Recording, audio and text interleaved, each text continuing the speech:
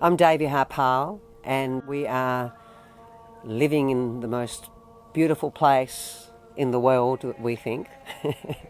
Well, everything is beautiful. We're in Inji, which is in Yallingup, and we have a studio here called Inji Studio, and I do classes here called Kundalini Yoga. Well, the Inji studio's been here for about 10 years. We've expanded it in the last few years so we can take on larger classes. But over that 10 years, we've been offering regular yoga classes. I've been offering weekly and daily and one-on-one classes here. And that, in the last few years, as we've expanded the studio, we've now expanded the types of yoga on offer. Yes. And the other therapies that complement our yoga practices. Yes. Including meditation and now sound healing.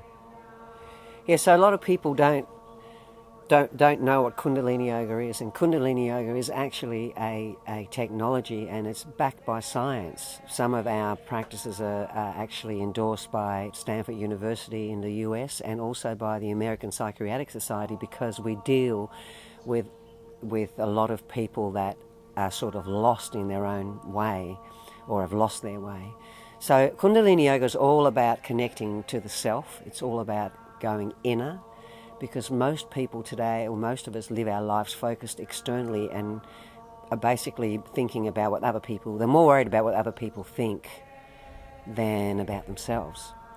So we help give people the tools to connect to themselves so that they can get a clearer picture of what's happening externally.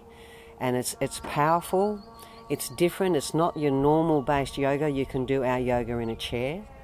You don't have to sit on a mat. So it's for all ages, all shapes and sizes. I've seen some people have some incredible journeys here. It's amazing, you know, from people in pain to no pain, people with addictions to no more addictions, people to being highly anxious to maybe a lessened anxiety, some clear, but some of them are still coming along and working through their own self-programming. And David comes from a few different lineages. Yours is more, you came from Vinyasa to start with, didn't you? Or no, Hatha. We both started with Hatha many years ago. Oh, 2 decades ago now. Yeah. And to me, there's only one yoga, and that's your life. Your life is your yoga. Mm.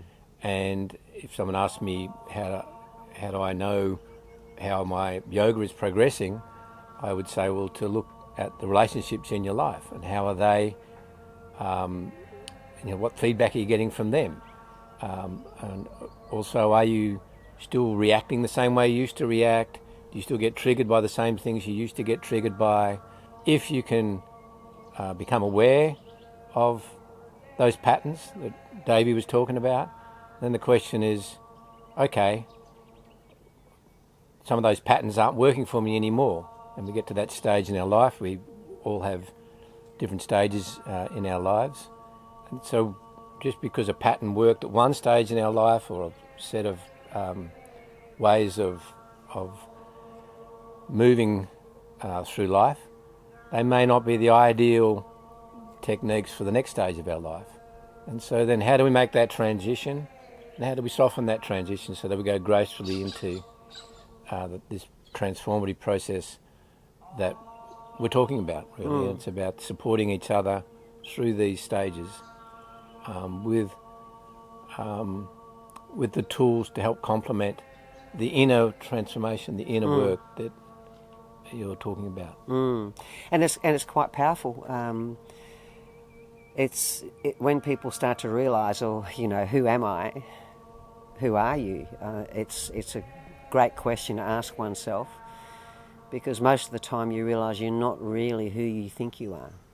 And, that's it's a learning process, and we actually totally enjoy and love the people that have been coming here and helping them transform themselves. Sound is an incredibly important thing. So we use sound, and I've always been involved in sound because I was in the music industry since I was 16. So sound's always been part of my life, and I'm very passionate about sound. And we both use sound to take the person on a further journey, but basically working on the cellular level. And about coherence, Yeah. talking about the frequencies, and as you talk about that entrainment, as you know, the water starts to vibrate in line with the frequency, right? So that's entrainment. And the same thing happens with us, with the heart and with the brain. And as these brain waves start to synchronize, call this coherence. And so the body is made of energy, as Devi said. So activating those energy centers is always an internal process. Using sound therapy can help amplify, can help accelerate, deepen that process, deepen the journey of connecting to our own inner sound, our own inner frequency, and our own harmony within. Well, I love the didge, so that's the area that I enjoy the most, and it's a very grounding drone sound, and it complements Devi's instruments, which are more in line with the bowls and the gong. So the crystal bowls, the gong, the didge are the main instruments. And I channel vocally, so I actually will go in line with the bowls, like no melody, no sound is ever the same. I pick up on the frequency in the room, and then I go from there. I just go from that. I just go into that entire energetic field, and I allow it to express my sound, so going through all the chakras, through the energy centers, to help people clear. And that's how we use our sound. Yeah.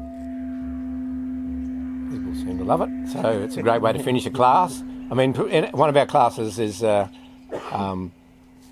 ends up as a sound healing session sound session in Shavasana, so very much a part of what we do.